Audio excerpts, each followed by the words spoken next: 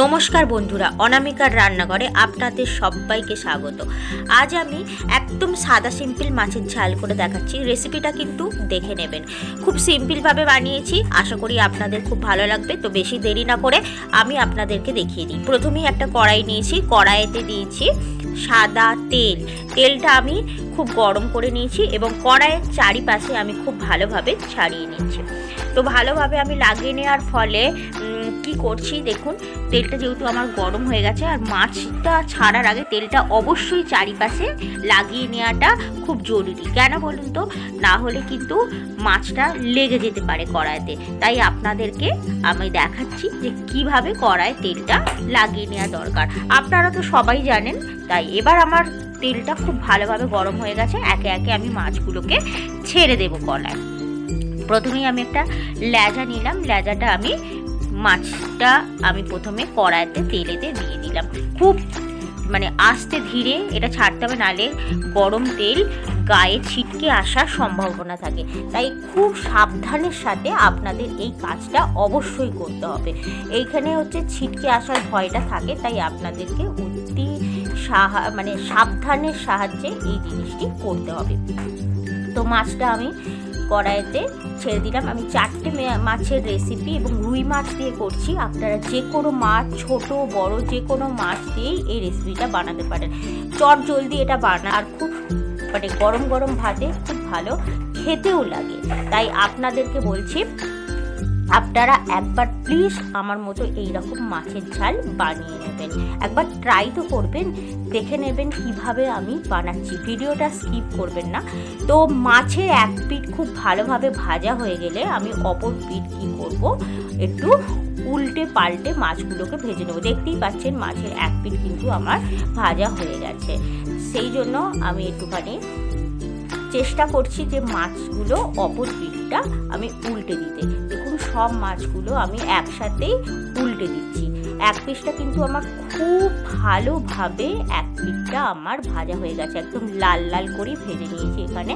তো মাছটা যেহেতু আমার একটু বড় বড় করে পিস কাটা আছে, তাই মাছটাকে আমি কিন্তু একটু লাল লাল করে ভেজে নিচ্ছি। নাহলে মাছের ভেতরে কাঁচা থাকলে সেটা আঁশটে একটা গন্ধ ছাড়ে। তাই মাছটা আমি একটু জড়িয়ে গিয়েছিল, তাই একটু সাবধানের সাথে আমি উল্টে পাল্টে কিন্তু ভেজে নিচ্ছি। ঠিক এইভাবেই আপনারা ভাজতে পারেন, নাহলে একটু আমি একটু বেশি লাল করেছি, আপনারা চাইলে লাল লাল ভাবটা একটু কম করতে পারেন। তো মাছগুলো আমার খুব ভালোভাবে ভাজা হয়ে গিয়েছে এবং একটা একটা করে মাছ এবার আমি কি করব, তুলে নেবো। তেলটাকে ঝরিয়ে খুব ভালোভাবে কিন্তু মাছটাকে আমি তুলে নেবো।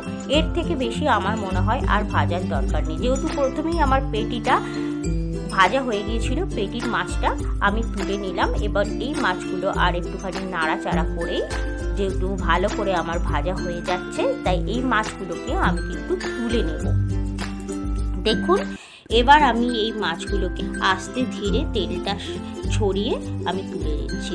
বাস এই রকম করে ভাজলেই কিন্তু হবে। এর থেকে প্লিজ কাঁচা কাঁচা করে ভাজবেন না। আচ্ছা, মাছের ঝালে আমি তেমন কোনো মশলা দেব না। কি দিচ্ছি দেখে নিন। প্রথমেই আমি একটা বড় সাইজের পাকা লাল লাল টমেটো নিয়েছি। টমেটোটা দেখতেই পাচ্ছেন একটু কুচো কুচো করে কেটে নিয়েছি। তো আর এই টমেটোর ওপরে দিয়ে দিলাম সামান্য নুন, বলতে পারেন 1 চামচের অর্ধেক নুন। নুনটা দিলে বা লবণটা দিলে কি হয়, এখানে লবণটা দিলে খুব তাড়াতাড়ি অতি সহজেই টমেটোটা নরম হয়ে যায়। আর একটু কালার আনার জন্য গরম তেলেতে আমি এখানে হলুদটা দিয়ে দিলাম। হলুদটা এই সময় দিলে না খুব সুন্দর মাছের ঝালেতে একটা কালার আসে, সেই জন্য আমি হলুদটা দিয়ে দিলাম। এবার আমি একটা মশলা দিচ্ছি।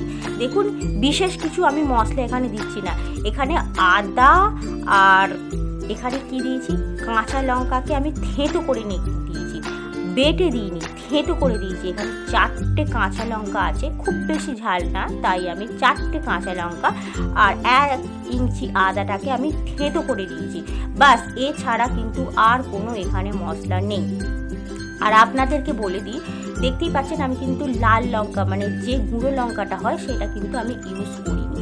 এটা এইভাবে একবার প্লিজ আমার কথা অনুযায়ী বা আমার রেসিপি দেখে একবার বানিয়ে নেবেন।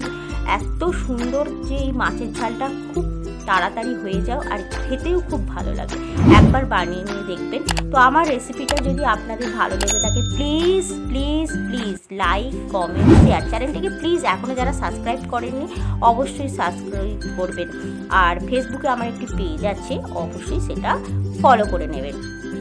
তো আর যতক্ষণে রেসিপিটা দেখছেন, কে কোথা থেকে দেখছেন প্লিজ কমেন্ট বক্সে অবশ্যই লিখবেন। কমেন্ট বক্সে লিখে জানালে আমার খুব সহজ হবে যে আপনাদেরকে ধন্যবাদ দেওয়ার। তাই আমি বলছি অবশ্যই কিন্তু আপনারা লিখবেন। মশলাটা কষানো হয়ে যাওয়ার পর এখানে আমি কিন্তু ধনেপাতা এই সময়তেই দিয়ে দিচ্ছি, কারণ যেহেতু আমি সব কিছু কী করেছি থেঁতো করে করছি, তাই ধনেপাতাটা আমি স্বাদটা এই মাছের ঝালে রাখতে চাইছি। তাই দেখতেই পাচ্ছেন কত সুন্দর হয়েছে। আর বেশি কিছু মশলা দিয়েছি কি আপনারা দেখুন, তবু আমার গ্রেভিটার ঘনত্ব দেখুন।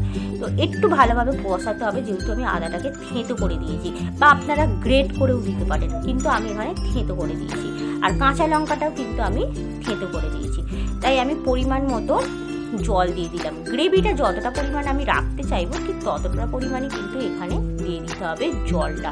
খুব বেশি গ্রেভি করার দরকার নেই, তাই এখানে 1 কাপ অনুসার আমি জলটা দিয়ে দিয়েছি। আচ্ছা, ঝোলটা ফুটে উঠেছে, এখানে আমি 2টো কাঁচা লঙ্কা চেরা আরও দিয়ে দিলাম। আপনাদের আগেই বলে দিয়েছি যে আমি শুকনো লঙ্কা এখানে ব্যবহার করিনি, গুঁড়ো সবটাই আমি কিন্তু কাঁচা লঙ্কাতে আমি রেসিপিটা বানাচ্ছি। আর একটা কথা, মাছগুলো আমি এবার ফুটন্ত ঝোলেতে বা ঝালেতে ছেড়ে দিচ্ছি। দেওয়ার পর আমি দেখুন মাছগুলো নরম হওয়া পর্যন্ত কিন্তু অপেক্ষা করব। মাছগুলো আমার ঝোলেতে দিয়ে দেওয়ার পর এবার আমি একটু ফুটে ওঠার জন্য অপেক্ষা করব। মাছটা অবশ্যই আমার ফুটে উঠে গেছে, ঝোলটা দেখতেই পাচ্ছেন। এখন কিন্তু গরম গরম ভাতে অতুলনীয় অসাধারণ লাগবে। রেসিপিটা কেমন লাগলো অবশ্যই লিখে জানাবেন। গ্যাসের ফ্লেমটা বন্ধ করে আপনাদেরকে দেখিয়ে দিচ্ছি। দেখুন কত সুন্দর খেতে হয়েছে, সত্যি বলছি। প্লিজ প্লিজ প্লিজ একবার ট্রাই করার অনুরোধ রইল। আর ভিডিওটা বেশি বড় করব না, এখানেই তাহলে আমি শেষ করছি। তো ভালো থাকবেন, ধন্যবাদ।